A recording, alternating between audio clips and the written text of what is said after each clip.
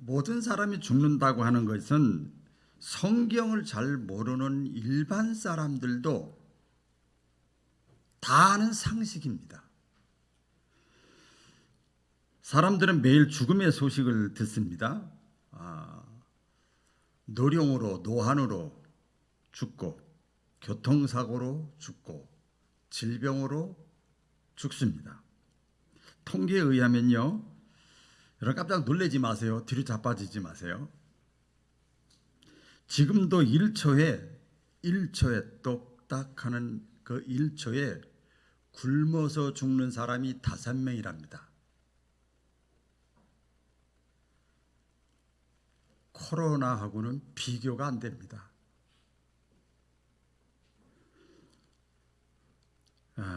어쨌든 간에 이처럼 많은 사람들이 과거에도 죽었고 지금도 죽고 있고 앞으로도 죽을 겁니다. 그래 인생이 뭐냐? 어떤 분 그렇게 얘기를 합니다. 인생이라는 건, 삶이라는 것은 죽음을 준비하는 과정이다. 그렇게 말씀을 합니다. 예수님의 죽음도 마찬가지입니다. 여러분 젊은 나이에 죽으시긴 했지만 예수님도 다른 사람들과 마찬가지로 죽으셨어요. 그런데 중요한 것이 있습니다. 예수님의 죽음이 뭐가 그렇게 특별한가? 예수님의 죽음이 어떤 면에서 그렇게 대단한가? 왜 교회를 상징하는 마크가 십자가, 죽음인데요. 뭐가 그렇게 대단하고 특별한가? 우리가 의문을 갖게 됩니다.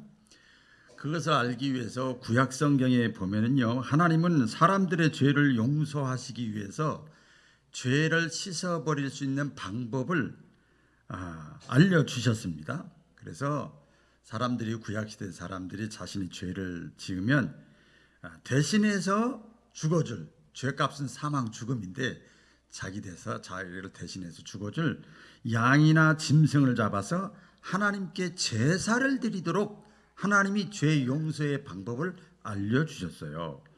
그러면 양이나 짐승을 대신 이렇게 불에 태워서 드리면 죄 지은 사람이 그 죄로 죽어야 되지만 하나님은 그 죄 지은 사람 대신에 짐승을 대신 받으시는 거예요.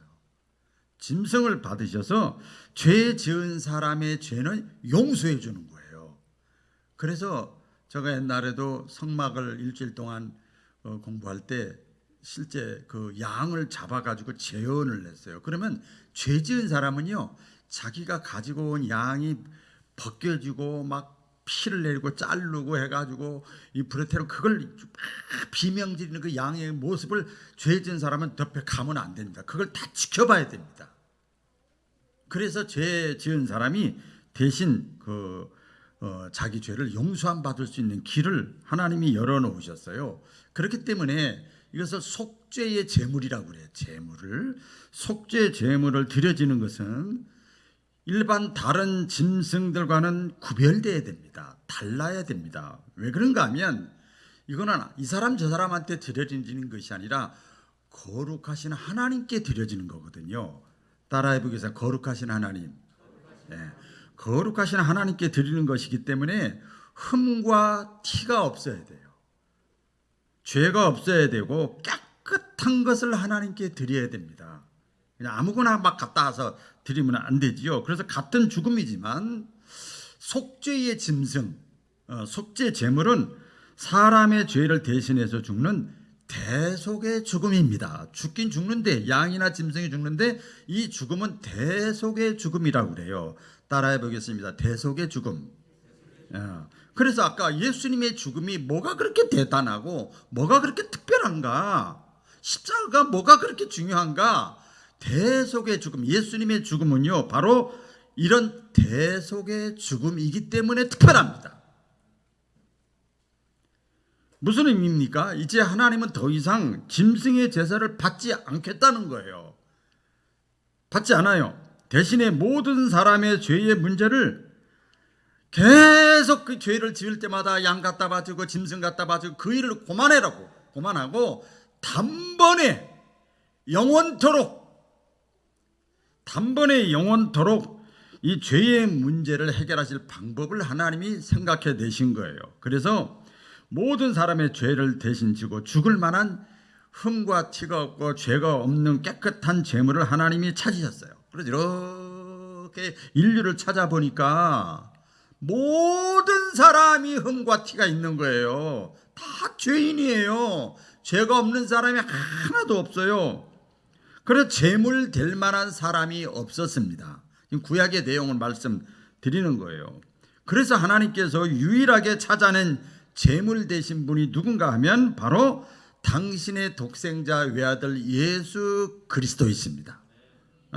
그래서 그 예수님이 모든 사람의 죄를 대신해서 하나님의 아들, 당신의 아들이 모든 인류의 죄를 대신해서 단번에 한 번에 그것도 한 번에 영원토록 대속할 만한, 충분히 속죄 제물이 될 만한 유일하고 충분하신 분이 예수님이세요.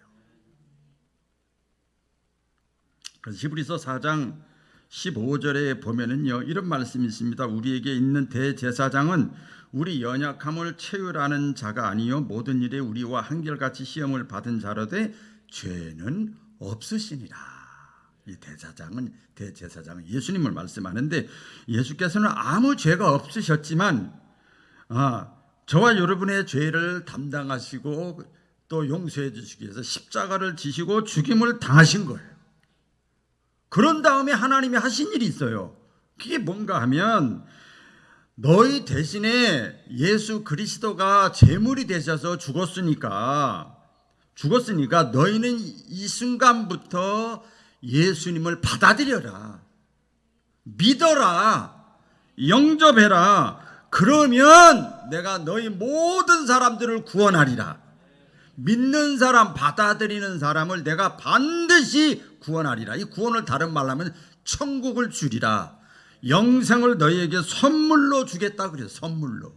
하나님 참 좋으신 분이에요. 당신의 아들까지 죽게 하고 나서 어쨌든 영생의 선물을 주겠다고 약속을 하셨습니다. 그래서 우리가 구원받는 거, 천국 가는 거, 영생을 얻는 거, 하나님의 나라에 가는 것은 나의 공로가 있어서가 아니에요. 내가 자격이 있어서가 아닙니다. 이것은 내가 구원받고 천국의 백성이 되는 것은 100% 전적으로 하나님의 은혜로 구원을 받으신 것을 믿으시기를 바랍니다.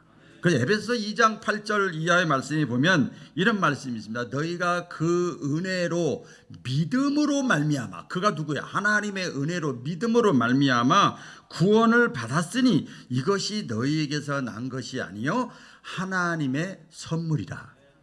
이렇게 분명히 말씀을 했습니다. 그런데 여러분, 예수님의 죽음은 이렇게 속죄의 죽음, 대속의 죽음이에요. 참 특별하잖아요. 대단하잖아요. 그런데 예수님의 죽음이 일반 사람들의 죽음과 또 아주 특별히 다른 것이 하나 있습니다. 무엇일까요? 예수님은 다시 살아나셨어요. 이게 달라요. 예수님은 다시 살아나셨습니다. 예수님은 다시 살아나셨습니다. 여러분 생각해 보세요. 그래야 예수님께서 십자가에서 죽으신 죽음이 살아나셔야, 부활하셔야 그 죽음이 헛된 죽음이 아닌 거예요. 예수님이 다시 죽은 자 가운데서 살아나셔야만 구원의 선물이 보장되는 거예요. 구원이 완성되는 거예요. 그런데 한편에 보면 예수님께서 십자가를 지시기 전에 여러 차례 내가 죽을 거다, 그리고 내가 다시 죽은 자 가운데서 살아날 거다, 이렇게 말씀을 하셨어요. 여러 차례 했습니다. 성경을 다 찾아볼 수가 없어요.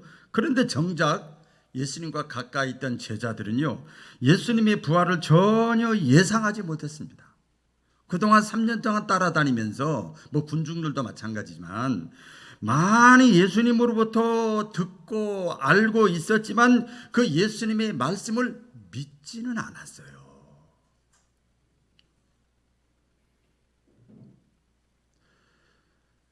주일날도 교회 나가고 수요일날도 교회 나가고 하나님 말씀도 듣고 성경 공부도 하고 많이 듣고 많이 알고는 있었지만 정작 그 말씀을 믿지는 않았어요. 여러분, 만약에 제자들이 예수님의 부활을 믿었다 그러면 어떤 현상이 일어났을까? 제가 추론을 한번 해봤어요. 아마도 예수님이 돌아가신 날부터 부활하실 날 D-Day 3일 만에 부활한다고 예수님 말씀하셨으니까 D-Day 카운트다운을 세가면서 지냈을 겁니다. 그리고 부활하실 3일째 되는 날은 예수님의 그 부활의 현장을 목격하기 위해서 흥분된 마음, 기대감을 가지고 예수님의 무덤에서 밤을 새우면서 기다리면서 지켜보았을 겁니다. 그렇죠? 억지 추상이 아니죠. 그렇게 했을 겁니다. 그런데 우리가 성경을 보니까 제자들은 어땠습니까? 예수님께서 십자가에 죽으신 이후로 부활의 날을 기다리질 않고 오히려 다 도망가고 낙심하고 실망하고 좌절하고 전부 두려움 가운데 하루하루 이제 예수님 우리 대장이 죽었으니 우리가 죽으면 어떻게 할까 두려움 가운데 살았다고 그랬어요. 성경의 말씀이죠. 그러나 우리 예수님은 다시 살아나셨습니다. 할렐루야, 부활하셨습니다. 오늘 본문에 보면 17절에 보면 만일 그리스도께서 다시 살아나지 않았다면 너희의 믿음은 다 헛되다 그랬어요. 이 뜻에 보니까 만일 가정법을 썼어요. 만약에 그리스도께서 죽은 자 가운데서 다시 살아나지 않았다면 너희가 지금 믿는다고 하는 건 다 허상이다는 거예요. 허상. 이걸 보니까요 뜬구름 잡는 거예요. 뜬구름 있는 것 같은데 가서 보면 없는 거예요. 이 뜬구름 잡는 거 다 부활이 없다 그러면 우리 신앙생활에 의미가 없는 거지요. 18절에 보니까 이 세상에서 예수 믿다가 죽은 사람은 쫄딱 망한 것이다. 제가 쫄딱이라고 넣었어요. 좀 저속한 표현인데 고급스러운 표현으로 보면 가장 바보 천치고 미련하고 불쌍한 사람이다. 부활이 없는데 이 세상에서 예수 믿다가 죽은 사람은 바보 천치 쫄딱 망하고 어리석고 미련한 사람이다. 그렇게 사도 바울이 얘기를 했어요. 그러나 우리 예수님은 여러분 기억을 해보세요. 많이 들으셨으니까 십자가의 죽으심으로 그래서 우리 인류의 죄를 저와 여러분의 죄를 용서해 주는 것만으로 대신 죽어준 것만으로 만족하지 않으셨어요. 용서해 준 것만 만족하지 않고 부활하셨어요. 다시 할렐루야. 부활하심으로 우리에게 저와 여러분에게 뭔가를 보여주고 싶은 거예요. 부활하심으로 뭔가 우리에게 새로운 것을 깨닫게 하기를 원하시는 거예요. 십자가의 죽으심으로 용서로 끝나는 게 아니에요. 내가 더 용서했어 그걸로 끝나는 게 아니에요. 그리고 나서 뭔가를 부활을 통해서 보여주기를 원했어요.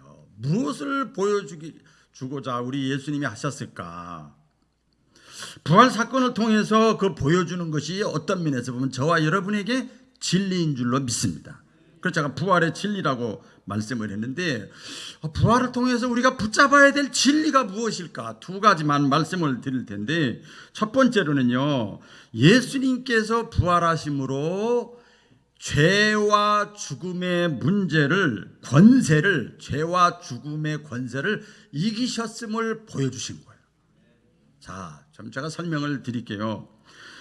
드리기 전에 찬송가에 보면 이런 찬송이 있습니다. 부활절 찬송 167장에 보면 즐겁도다 이날 세세에 할 말. 자, 보세요. 뭘 세세에 우리가 말을 해야 되느냐? 사망 권세 깨고 하늘이 열려 할렐루야.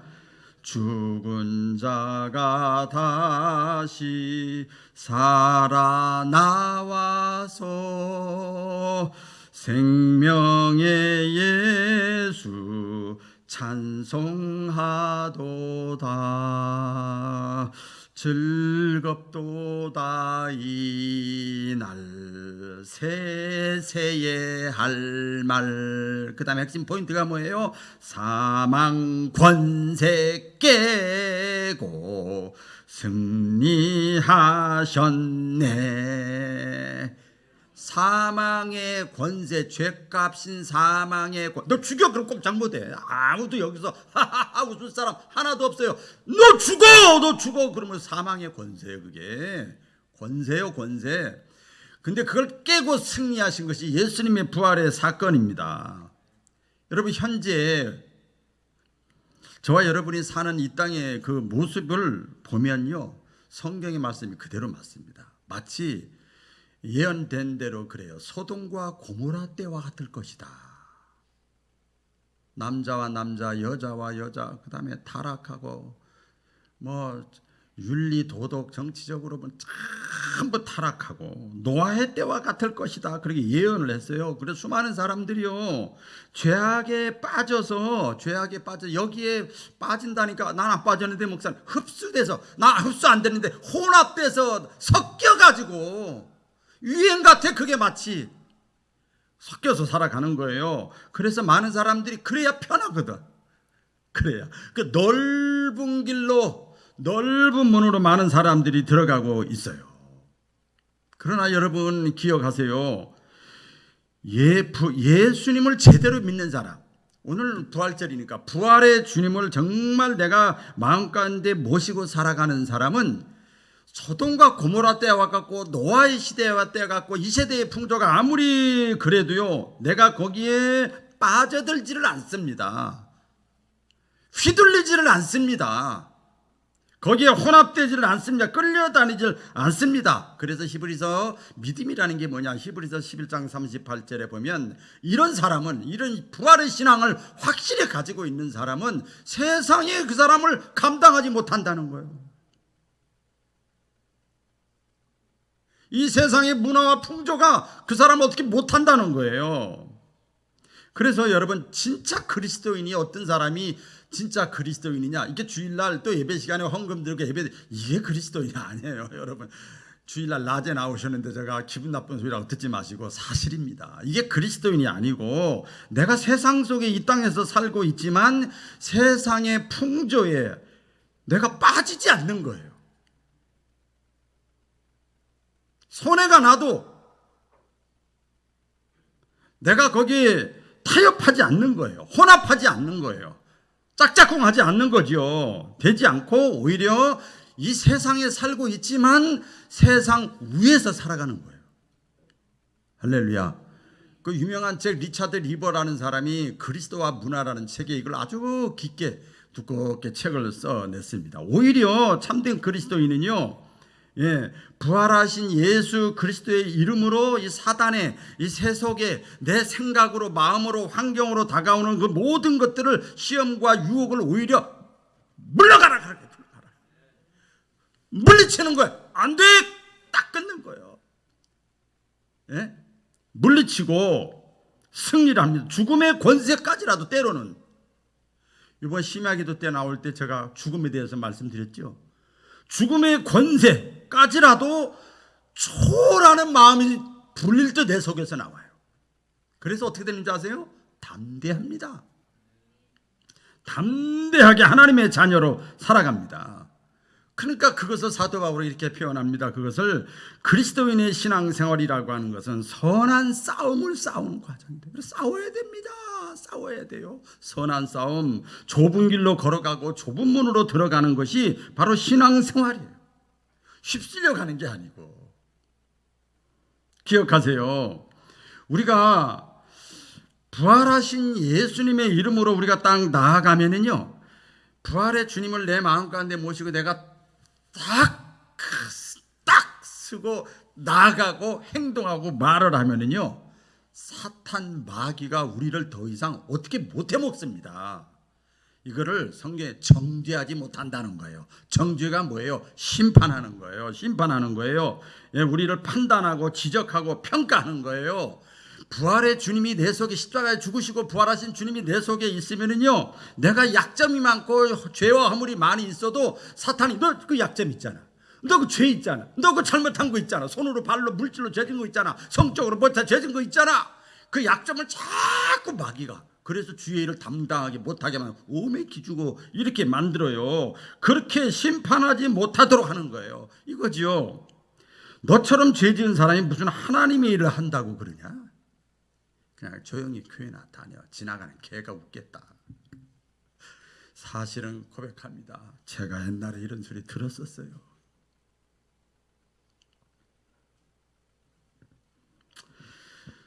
너는 이 사탄의 생각을 주는 거예요. 죄라는 거. 너는 죄가 많아서 안 돼. 너 같은 게 천국 가면 천국 그 순간부터 지옥 된다.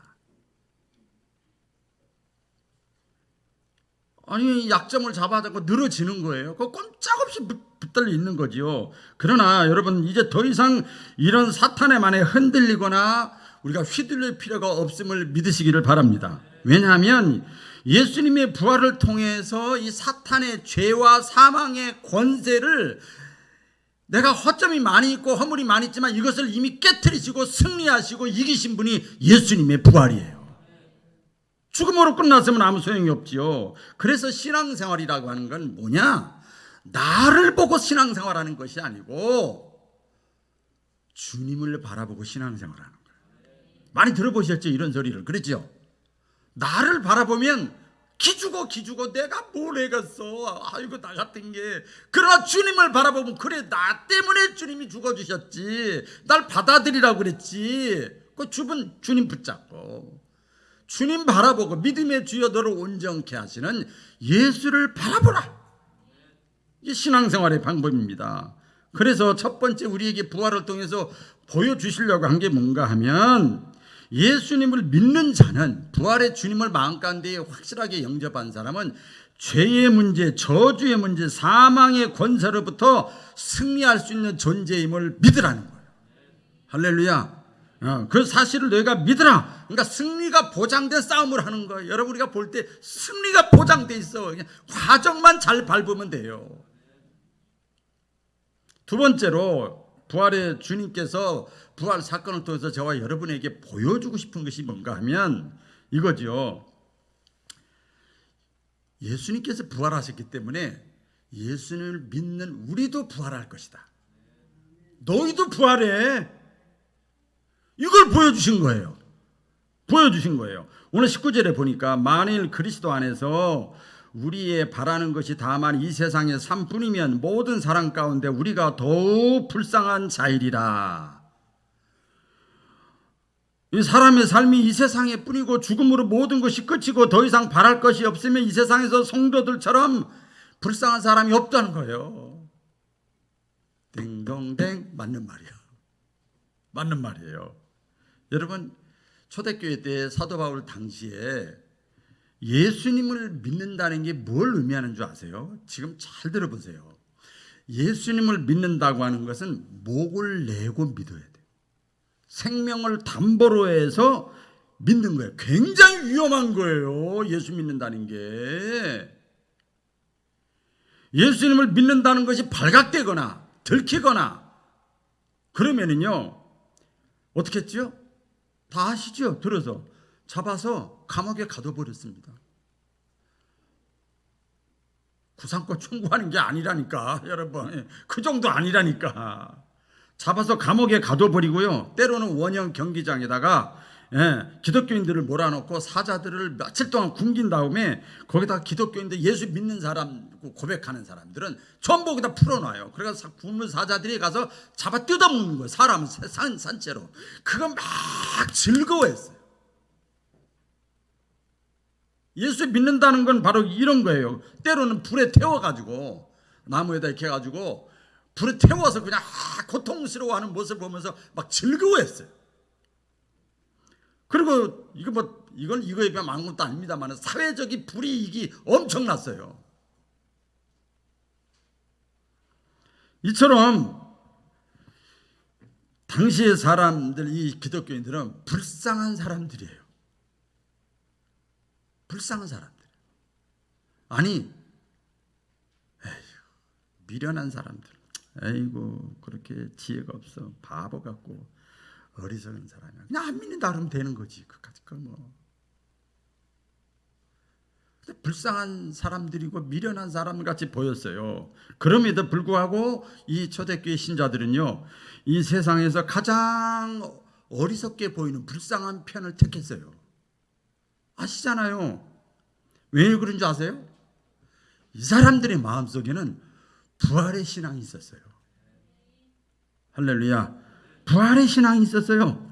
그 사도 바울이 그럽니다. 십자가의 도가, 이 진리가 불신자들이 볼 때는 미련하고 어리석게 보이지만 하나님의 능력을 믿는 우리에게는, 부활하신 주님을 믿는 우리에게는 이게 하나님의 능력이고 가장 지혜로운 것이다, 이렇게 말씀을 했지요. 자신들이 이 세상에 살면서 여러 가지 고난을 당할 것을 다 당하지만 죽음 후에 부활을 통해서 영원한 생명과 영원한 하나님의 나라를 확신했기 때문에 그런 거예요. 그래서 여러분 초대교회 때 그 많은 사람들이 순교하면서도 어떻게 했죠? 또 성경에 나오잖아요. 순교하면서도 찬송했어요. 이거 참 기가 막혀.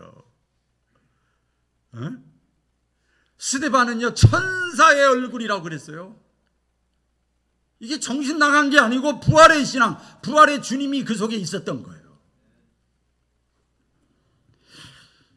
사람들이 무엇을 보고 그렇게 했는가 하면 부활하신 사건, 예수님의 부활하신 사건을 통해서 확신을 한 거예요. 성경에 나오지요. 예수님이 부활의 첫 열매가 되셨기 때문에 예수님께 접붙임하고, 접붙임이라는 거 믿는다는 거예요. 부활의 첫 열매 대신 예수님께 내가 접붙임하면, 받아들이고 믿으면 부활의 다음 열매는 우리가 될 것이다. 이게 확실한 보장이 된 거죠.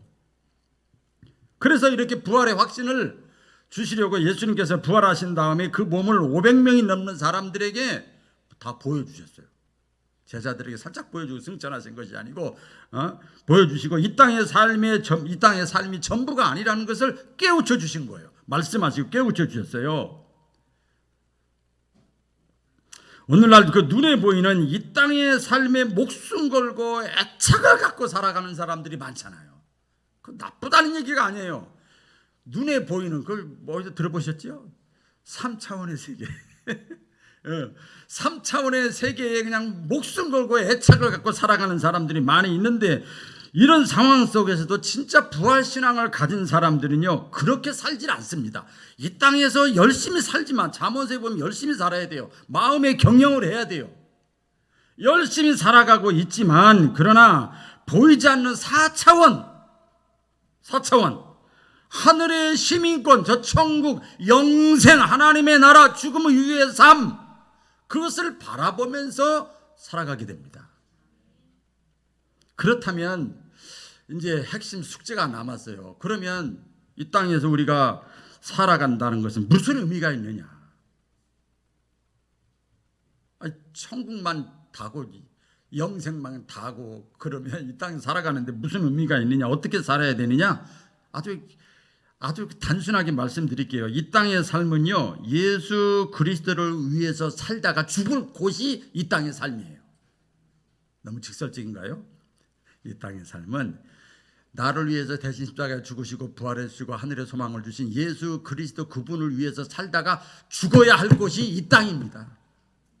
그것을 고상하게 표현한 겁니다. 순례자, 목적지가 있는 순례자, 목적지가 있는 나그네, 목적지가 있는 행인, 이렇게 표현을 했지요. 그 천국의 영원한 삶을 준비하는 곳이 이 땅이요. 믿으시면 아멘. 다시 말씀드리면 하나님의 뜻을 내가 나를 통해서 이 땅에서 성취하기 위해서 살아가는 과정, 곳, 장소가 이 땅이에요. 이 땅이에요. 그래서 이 땅은요 거쳐가는 곳입니다. 여러분 그것 기본적으로 알고 계시죠? 이 땅의 삶은 과정입니다. 과정. 마치 제가 이렇게 어떻게 하면 이걸 더 쉽게 이해를 시킬까 묵상하다가 마치 이거나 똑같아요. 여러분 진학을 한다. 대학교를 간다든지 뭐 대학원을 간다든지 유학을 간다든지 취직을 한다든지 어떤 뭐 선거철, 지금 선거철이잖아요. 당선을 한다든지 그 합격을 위해서 어떻게 하지요? 그 날짜까지 전까지 최선을 다하는 겁니다. 예? 그동안 내가 최선을 다하는 현장에 불과한 거예요. 과거에 그렇지 않은 사람이 갑자기 고개를 숙이고, 과거에 친구들과 놀기 좋아하는 사람이 잠도 안 자고 공부하기 시작하고 이러는 거예요. 이 땅의 삶이 그런 삶입니다. 그렇기 때문에 여러분 부활 신앙을 가지고 있는 사람은요, 이 땅에서 살아가면서 삶의 방향과 목적과 의미가 다릅니다. 달라요. 부활 신앙을 가지고 있는 사람, 다시 한번 말씀드릴게요. 그렇기 때문에 이 땅에서 살아가고 있으면 삶의 목적과 방향과 의미가 완전히 다릅니다. 성경에 많이 표현했습니다. 예수님께서 너희는 그래서 기도하라. 하나님께 간구할 때 이렇게 기도하라고 그러죠. 뜻이 하늘에서 이루어진 것 같이 나를 통해서 이 땅에서 이루어지게 하옵소서. 이렇게 기도하라는 거예요. 기도가 달라요. 사도 바울이 그랬잖아요. 그러므로 너희는 이 땅에 살면서 먹든지 마시든지 무엇을 하든지 다 하나님의 영광을 위하여 하라. 찬송가 제가 좋아하는 찬송인데, 영생을 맛보며 천국 생활, 영생 하나님 나라, 그 비전, 꿈, 가야 할 곳, 목적지, 영생을 느끼며 맛보며 주 안에 살리라. 주 안에서 살리라. 오늘도 내일도 주 안에 살리라. 예수님 말씀하셨죠. 그러므로 너희는 먼저 이 땅에 살면서, 이 땅에 사는 거 인정한다니까요. 너희는 먼저 그의 나라와 그의 의를 구하라. 하나님의 뜻을 먼저 구하고 찾으라. 예루살렘과 온 유대와 사마리아와 땅끝까지 이르러 너희가 내 증인이 되라. 성령이 너희에게 거하고 부활의 주님이 너희 마음속에 거하시면 너희가 있는 곳에서부터 내 증인이 되달라. 예수님 말씀하시잖아요. 마지막 지상 명령입니다. 그러므로 너희는 가서 모든 민족으로 제자로 삼아 아버지와 아들과 성령의 이름으로 세례를 베풀고 내가 너희에게 분부한 모든 것을 가르쳐 지키게 하라. 그래서 지금도 가르쳐 지키게 하는 액션에 불과한 거예요. 그렇기 때문에 여러분, 종합적으로 말씀드리면 부활의 신앙을 가지고 있는 사람은요, 선교적인 삶을 살 수밖에 없어요. 완벽하진 않지만 이게 전부 선교적인 삶이에요. 기억하세요. 우리가 예수님을 믿고 영접하고 예수님께 접붙임하는 순간, 내가 원든 원치 않든 우리는요, 모두가 신분이 바뀝니다. 뭘로 바뀌는 줄 아세요? 전도자, 선교사입니다. 에이, 나는 전도자 아니야. 나는 교회만 나가서 예배 드리면 돼. 나는 선교사 아니야. 그거는 김영진 선교사만 선교사야. 아니에요. 다 사명자입니다. 어디서 전도자가 돼야 되고 어디서 선교자가 돼야 되느냐? 해외에서도, 국내에서도, 지역에서도, 가족에서도, 가족 안에서도, 직장에서도, 교회에서도, 구역에서도, 기관에서도 그 사람이 먼저 부활의 주님을 영접하고 만나고 체험했으면 내가 선교사가 되는 거예요. 그게 쉬운 게 아니에요. 선교사가 되는 것이. 말씀을 정리할게요. 예수님이 부활하심으로 우리 저와 여러분의 죄와 사망의 권세, 저주의 권세를 끊으시고 죄의 정죄 심판으로부터 우리를 자유케 하셨음을 믿으시기를 바랍니다. 자유케 하셨어요. 구원의 선물까지 주셨어요. 그러니까 우리는 어떻게 살아야 돼요? 담대하게 살아야 되는 거예요. 어떤 경우에도 담대해야 돼요. 두 번째 말씀 뭐예요? 예수님이 부활의 첫 열매가 되신 것처럼 예수님을 믿는 저와 여러분, 접붙임한 자들은 이 땅에서 죽음으로 끝이 아니고 하나님의 나라에서 영생을 누릴 거예요. 할렐루야. 영생을 누려 천국의 시민권자답게 우리가 살아야 되는 거죠. 이것이 진리입니다. 이게 진리예요. 이게 진리. 진리라는 게 뭐예요? 반드시 이루어진다. 변하지 않는다. 틀림없다. 반드시 성취된다. 이건 진리예요. 그렇기 때문에 우리 부활신앙을 가진 사람들은 이 땅에서 어떻게 살아야 되느냐? 마지막 성경에 보면은요, 이런 말씀을 했지요. 골로새 교인들에게 핍박받는 감옥에서 이렇게 썼지요. 다 같이 읽어볼까요? 시작. 그러므로 너희가 그리스도와 다시 살리심을 받았으면 위의 것을 찾으라. 하나님 우편에 앉아 계시느니라. 자, 어떻게 살아야 되느냐? 죄에 대해서 죽고 예수님과 함께 부활했으면, 너희가 부활했으면 이 점을 위의 것을 찾으라. 하나님의 뜻에 우선순위를 두라. 왜? 거기는, 저 위에는 그리스도께서, 부활하신 그리스도께서 지금도 하나님 보호자 우편에서 우리를 기다리고 계시느니라.